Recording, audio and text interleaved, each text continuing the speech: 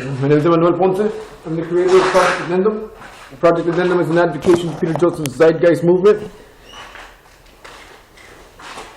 So basically, we're environmentalists group. Basically, we're advocating positive social reform through the adjustment of all the factors that are relevant for the adjustment of positive social reform. Cover more of that. The very word secrecy is repugnant in a free and open society, and we as a people inherently and historically we are opposed to secret societies, to secret proceedings, to secret oaths. And we are opposed around the world by a monolithic and ruthless conspiracy which relies primarily on covert means for fear of expansion, on infiltration instead of free choice, on subversion instead of free elections. It is a system which has constricted vast human and material resources into the building of a tightly knit, highly efficient machine that combines military, diplomatic, intelligence, economic, scientific, and political operations. Its preparations are concealed and not published. Its descendants are silenced and not praised. No expenditure is questioned, no secret is revealed. I'm asking on the help of the American people that with their addendum, your skepticism, we can rebuild the United States of America and be free and independent through logical design. Sobering studies of the signed treaties between Britain and the United States expose the shocking truth. The United States is and always has been a British crown colony. King James I was famous not for just changing the Bible to the King James Version, but for signing the first charter of Virginia in 1606. That charter granted America's British forefathers a license to settle and colonize land in America conquered from the Indians.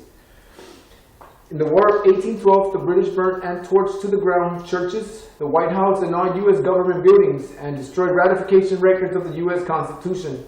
1 century later, a corrupt U.S. Congress committed the biggest theft in world history. They passed Paul Werber's Federal Reserve Act in 1913, handing over America's gold, silver, and total control of America's economy over to the Rothschild banksters. Most Americans believe that the Fed or that the Federal Reserve is government. It is not. The Fed is a privately owned banking cartel whose majority Class A shareholders are the Rothschilds, the Warburgs, Kuhn and Loeb, J.P. Morgan, Rockefeller, Israel C., and the Lehman Brothers.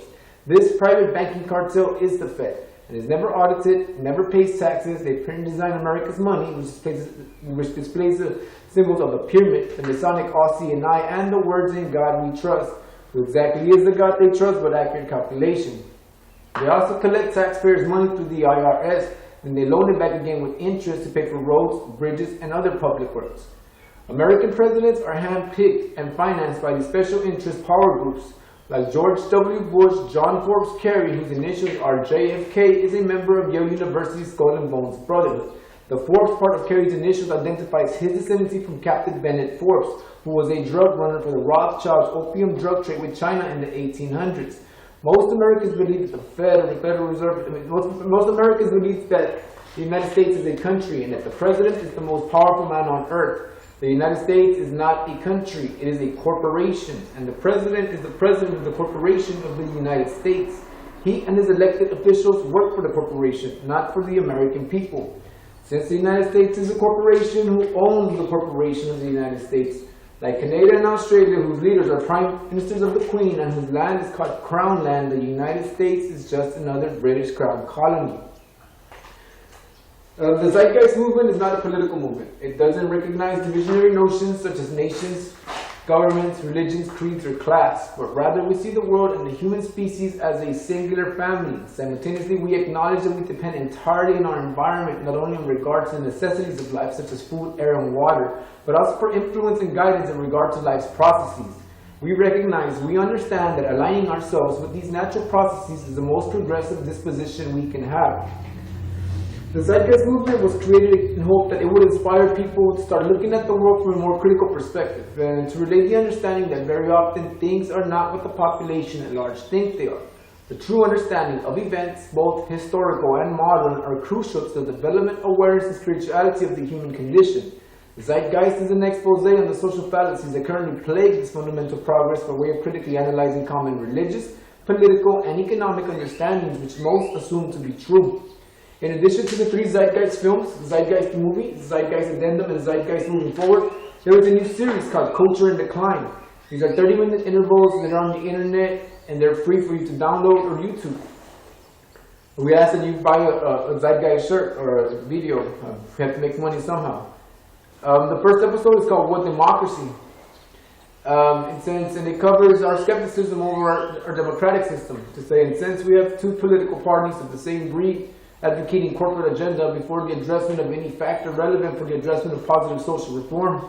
In sense, tax revenues, resource management, a common political consensus, a regulatory state, these things fall from innovation. The second episode is called Economics 101, and is basically a crash course in our economic system. In the synopsis, we the people, shoppers, consumers, environmentalists, philanthropists, dualists, hypocrites, faces, liberals, or whatever it is that we're using these days, we're all component mechanics in the labyrinth of a corporate infrastructure where our presence, participation, or therefore lack of, play a key role in the design program's balance for ethical equilibrium, in which accurate calculation is the prime profit. Episode 3, CVD, Consistent Vanity Disorder, covers the media's conditioning of our media and the corporation's conditioning of our value system, to say the principles that shape our morality and the allocated detriments of such infrastructure. The fourth episode, Baby Go Boom, covers the military and basically our use of war in this corporation. It basically depicts and it defines geopolitical alignment. The fifth episode, Baby Go Boom, basically covers our prison system and the allocated detriments of such infrastructure and our constituency in this infrastructure. The sixth episode, Tale of Two Worlds, basically covers a surrealistic view of New York City. It's depicted in the ruins. New York is depicted in the ruins, and this is the ultimatum of all the current methods and techniques and trends that we're actually using today. The second portion covers an Ethiopian view of Los Angeles, and the place is depicted in abundancy. Basically, the ultimatum of the maximization of all the resources, methods, and techniques which are available at the time. These are 30-minute intervals. They're on the internet. They're completely free. Take a look. Project Addendum.